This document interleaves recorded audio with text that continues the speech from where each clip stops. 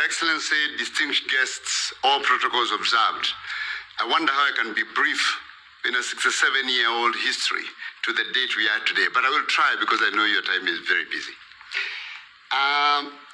Today marks a defining and historic moment for this university, AMREF Health Africa, and as well as primary healthcare for our beautiful continent and in this country, Kenya. Receiving the charter from you, Excellency, and installing our second Chancellor as a twin event is the culmination of a journey of a dream rooted in vision, purpose, and unwavering partnerships.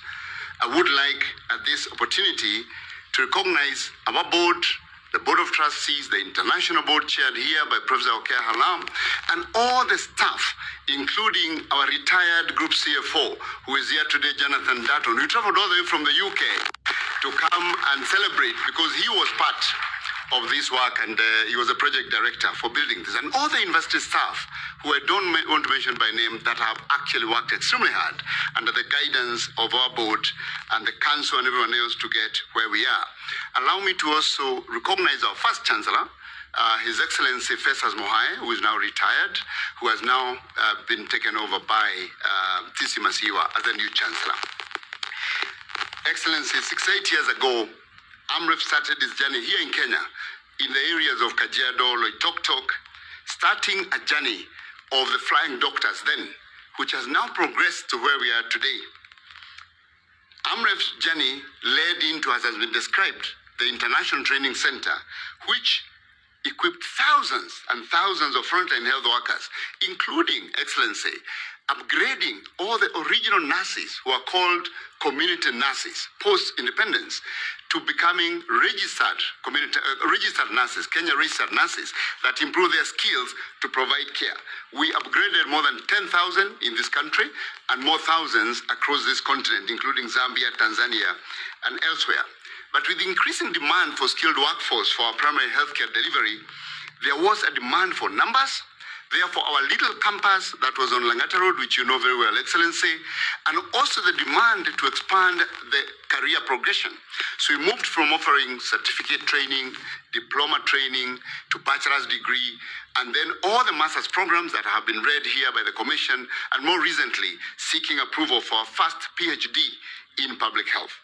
This progression that has demanded all these things led us to go to the board many years ago and say we need to establish a university because we wanted to move away from collaborating with other universities like the University of Nairobi and Moi for us to establish our own accredited university. And that journey has been described to you, so I do not have to go back to that. But I just want to state that when we started the journey for getting the letter of interim authority, we needed 50 acres. You know, the commission here demands 50 acres, not 49.9. So we had to get 50 acres. And we found our way to Makueni, Excellency, and with the support of the Makueni government, at that point led by Professor Githinji Gitahi, they granted us 50 acres of land, with which we managed to get the letter of interim authority. But we found that very far for our students here, and therefore we are going to build a research center there, and we found a nearer home for the students closer to where they are living, and that's why we ended up where we are today. So we thank Makueni because without their offer, we would not have been able to be where we are today. Excellency, today is a milestone as we receive this charter here at the Northlands campus, a campus variously referred to many as the best private university infrastructure. And I think you're here to witness this for yourself. And I dare say, the only one that's qualified and pursuing green building certification under the IFC. We have a lot of solar lighting here, water recycling, and everything else that reduces our energy demands by more than 25%. We warmly welcome you to this magnificent modern campus, made possible by our benefactors who have been named here, the Kenyatta family and Mackenzie Scott, who gave us the money to construct. And this campus enables us to move from a capacity of 2,000 students constrained in Langata. And this campus now can host 10,000 students in a combined model of virtual and physical learning. So we can absorb up to 10,000 students without needing to expand this infrastructure. But they say that if your dreams don't scare you, then they are not big enough. So we are not tired of dreaming. And after this charter, the next dream is to establish a level 6 research teaching and referral hospital that's going to be focused on something that's very close to your heart, maternal health and child health. You know, Your Excellency, that the continent of Africa loses mothers needlessly to preventable causes, and we know that when mothers die, the chance of the child to die is increased by 50%. So mother and child health is combined, but this has to be built on the base of community health systems, which you are a true believer in, and building a robust, people-centered and community-led primary health care, which also is our global strategy. So with this, we intend to build a beacon of science, service, and compassion as our teaching hospital, specifically to my right behind this tent. And we will be inviting you and the government to partner with us to establish this state-of-the-art teaching referral university. Excellency, for over 6 decades, AMREF Health Africa has championed equitable and quality primary health care, an agenda you and your government have so passionately put at the center. We appreciate the building of the primary care networks, which our team here in Kenya has worked closely with your Ministry of Education to establish. I am told that our team in AMREF Kenya, have assisted to support establishment of 100 primary care networks across the counties, in addition to providing our technical assistance in the development of the benefits package and the financing agenda for the Social Health Authority.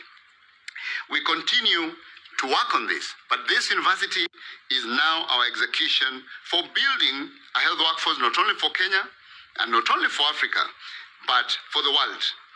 And as we build this, we realize that it's not just by training, academic training, that then charts the path for labor migration. We want our young people to find jobs in Kenya and everywhere, like your government has championed. And for us, we want to partner with your government specifically for skilled labor migration, especially for health workforce. We know that in the past, we've talked about labor migration as a negative force, brain drain, but we know in the health sector now, with analysis by World Bank and others, that labor migration is a positive force. It is actually demand and supply, provides jobs to the young people who are going to build the future of this continent, and also is a foundation for diaspora remittances, but also for skills transfer. So we as a university have established that as a core of our training. And I would like to inform Your Excellency that we have established a language center here.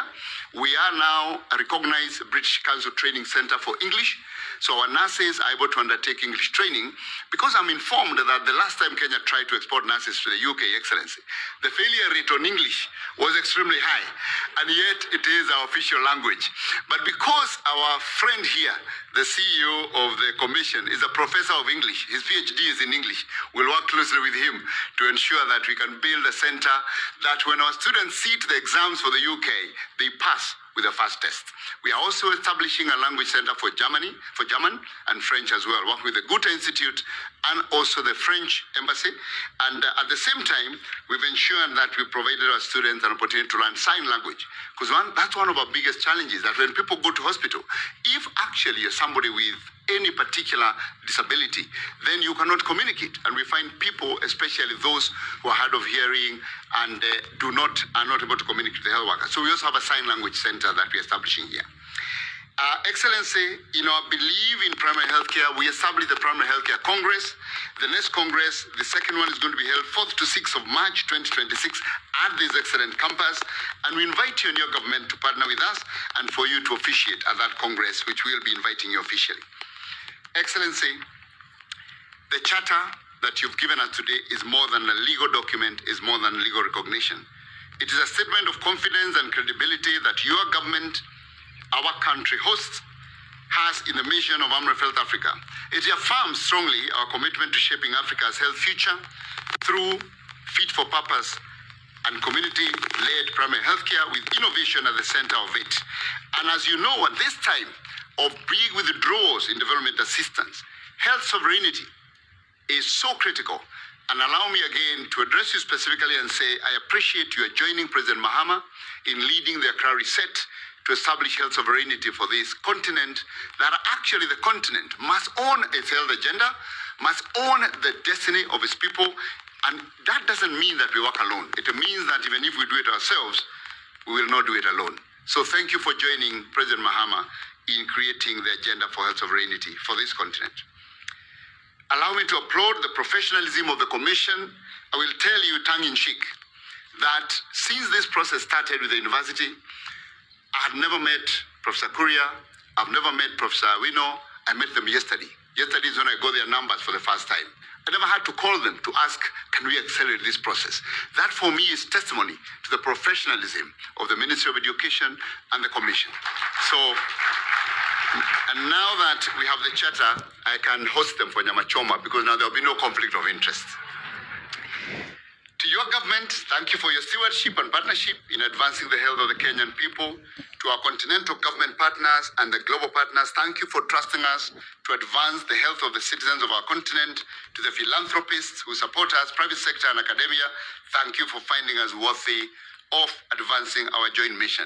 And to all our offices of AMREF South Africa globally, we have about more than 10 offices in Europe and North America that help us with fundraising, but they are represented here as well. We have the unit of AMREF Flying Doctors, which is granted the tax exemption set up by your government because anything they do then support the charity work. They're represented here, and of course, all the work we do in all the governments. We invite all of you to work with us as we build the leading health sciences institution for Africa. For any of you who want to support our student scholarships, our advancement, any of these buildings is available for you to name. So you can call it Professor Kuria Academic Block. You can call it Excellency President William Samoei Ruto Simulation Laboratory.